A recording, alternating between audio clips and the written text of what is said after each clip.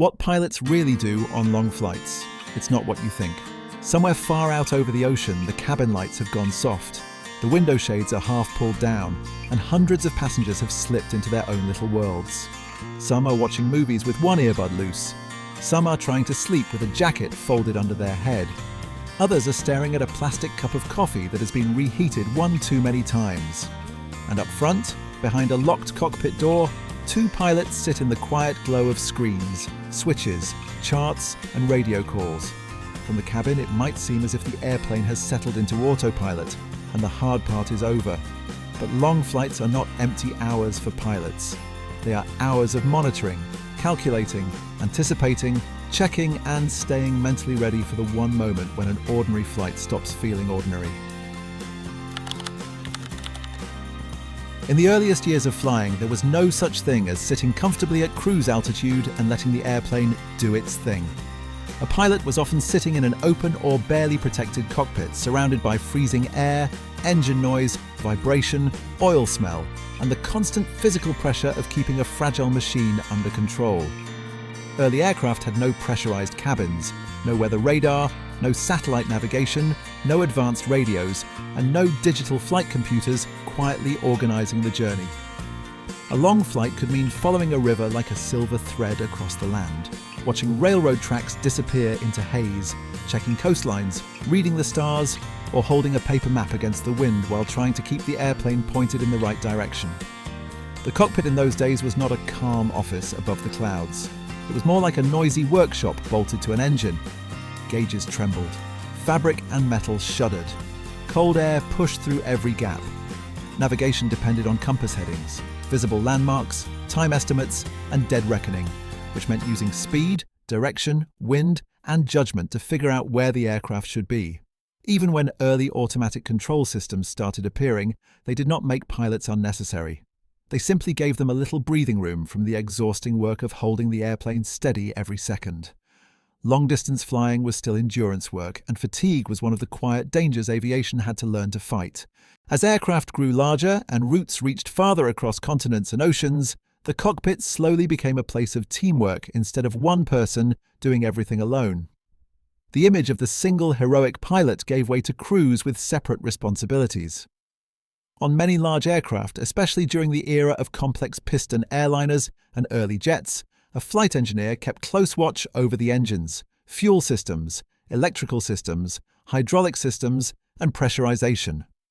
Navigators worked with instruments, celestial observations, radio beacons, and careful calculations to guide aircraft across empty stretches of ocean where there were no roads, no streetlights, and no safe field waiting underneath.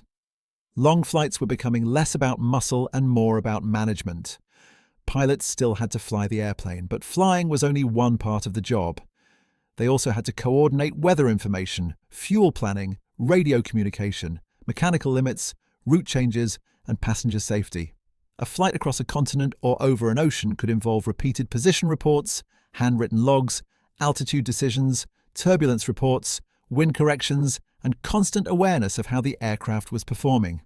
The airplane might be moving smoothly through the sky, but inside the cockpit, the crew was building a careful picture of where they were, what the machine was doing, and what might be waiting ahead. Better autopilots helped, but not in the way many people imagine. It turned them into system managers. Instead of physically gripping the controls every second, they had to make sure the airplane was doing exactly what it had been told to do, and that those instructions still made sense as the flight unfolded. The biggest shift arrived as commercial aviation moved into the jet age. Airplanes could now fly higher, faster, and farther than the older piston airliners. Cabins became pressurized and more comfortable. International routes became regular parts of airline schedules instead of rare feats of planning and endurance. Cockpits gained more capable instruments, then later digital displays, flight management computers, and navigation systems that could guide an aircraft across the planet with remarkable precision. The job of the pilot changed again, not because the human role disappeared, but because the machines became powerful enough to require a new kind of attention. That precision reshaped what pilots actually do on a modern long-haul flight. Much of the hands-on flying may happen during takeoff, climb, approach, and landing, while the long cruise becomes a disciplined watch that can last for hours. The pilots verify the route in the flight management computer. They monitor the aircraft's position. They compare fuel burn against the flight plan. They scan engine readings, adjust radio frequencies, review weather ahead, talk with air traffic control, and prepare for changes long before anyone in the cabin feels anything unusual. A passenger might see only a dark window and a moving map on a seatback screen. In the cockpit, that same journey is a stream of numbers, procedures, decisions, and quiet cross-checks. The cockpit during cruise can feel almost strangely calm.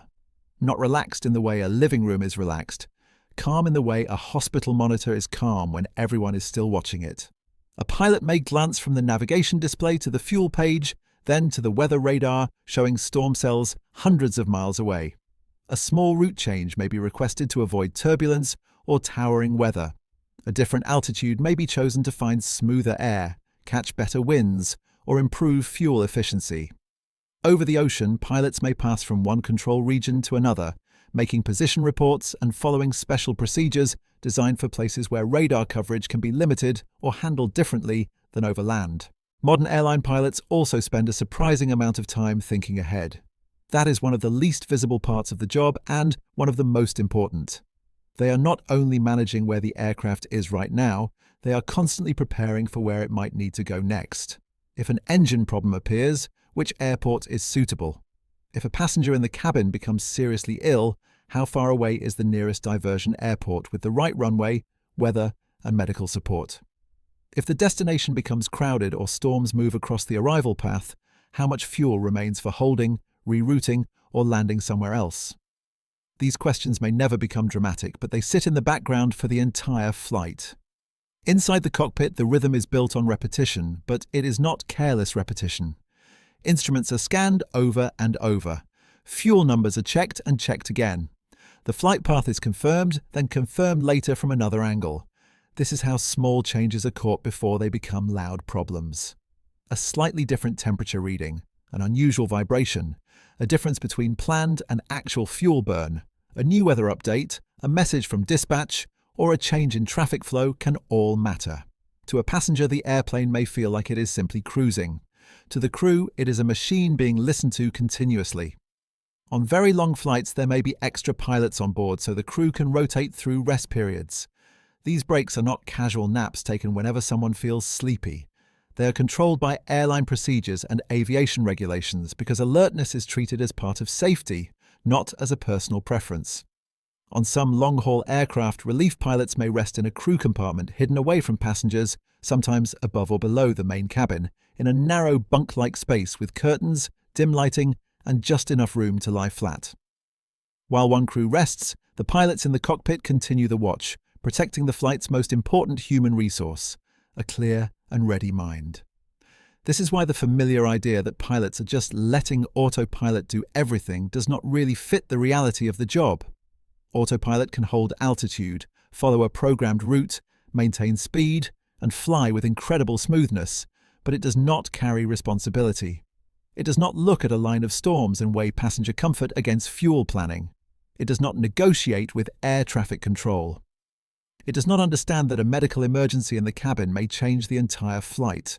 It does not choose the safest diversion airport, or recognize that a normal number may no longer be normal because the situation around it has changed. There are moments on long flights when the work is almost invisible from the cabin. A passenger may feel one gentle turn over the ocean and never realize the crew has just guided the aircraft around rough air. A meal tray may arrive while the pilots are comparing fuel predictions against stronger than expected headwinds. The cabin may stay peaceful because the crew requested a smoother altitude before the turbulence reached them. The aircraft may begin descending earlier than expected because the pilots are planning around traffic, weather, runway conditions, or airspace restrictions hundreds of miles ahead. So what do pilots really do on long flights? They manage a moving city of metal, fuel, weather, people, machines, rules, and time zones. They guide an aircraft that may be stable but is never ignored. The quiet cruise above the clouds is not an empty space between takeoff and landing. It is where planning, monitoring, and discipline quietly do their work, hour after hour, until the extraordinary act of crossing the world feels completely ordinary.